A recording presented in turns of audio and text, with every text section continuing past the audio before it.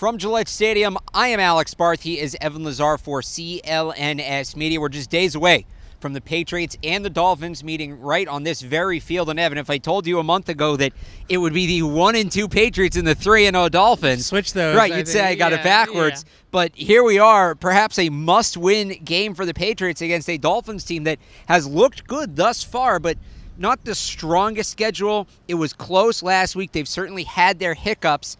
Is this Dolphins team for real? Well, I think let's be real about that game last week. The Raiders should have won that game. Raiders really threw that game away. Derek Carr specifically threw some bad interceptions that threw that game away. But I will say this about the Dolphins. Their offense right now is playing for real football. They are lights-out offense. They have a ton of speed on the field. Jerrion Grant, Kenyon Drake, their wide receivers, Albert Wilson. Kenny Stills is one of the fastest receivers in the league. And Adam Gase has done a great job so far this season with his offense of scheming ways to make big plays happen on the perimeter. And that's something that Bill Belichick said to me today at his press conference was they do a great job of complementing their inside stuff with their outside perimeter stuff. A couple of trick plays here and there that we saw, some handoffs to the wide receivers, some jet sweeps to the wide receivers going for big gains. So I think that there's a lot of scheming going on by Adam Gase on the offensive side of the ball that I've really liked.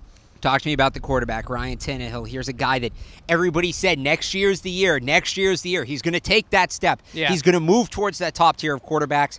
He never really got there. Then the injury last year, now he's back. And again, his team's 3-0, but is this the year? Has Ryan Tannehill taken that step? Well, I don't know if he's taken a step forward in terms of, what his handling of the line of scrimmage and that kind of, nuanced quarterback stuff. Right. But his deep ball accuracy has really impressed me since that injury, before that injury when they were really airing it out with Stills on the outside. Now he's really a good deep ball passer, and they have the speed at the wide receiver position to get over the top. So I think that there is some good stuff on tape for sure from Ryan Tannehill. He's been one of the better players on that offense for sure. So I think that he's a factor in this game, not only with his arm but also with his legs. We've seen him in the past, break some pockets and get out of the pocket and scramble a little bit. So I've been impressed with Ryan Tannehill. I don't think that his game is elevated to elite status. I don't think that he's going to be in any top 10 quarterback lists or anything like that quite yet this year. But his downfield accuracy and his athleticism are two impressive traits.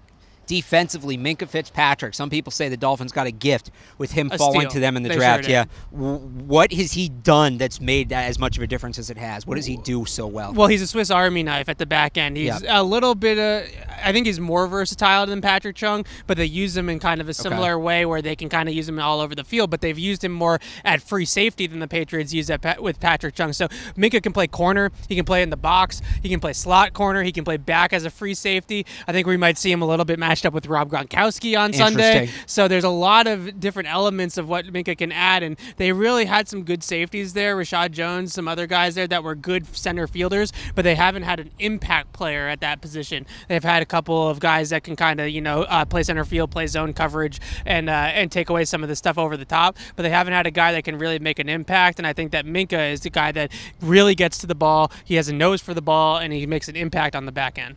We will see. The Patriots on Sunday will try to do something no other team has done this year, and that is knock off the Miami Dolphins.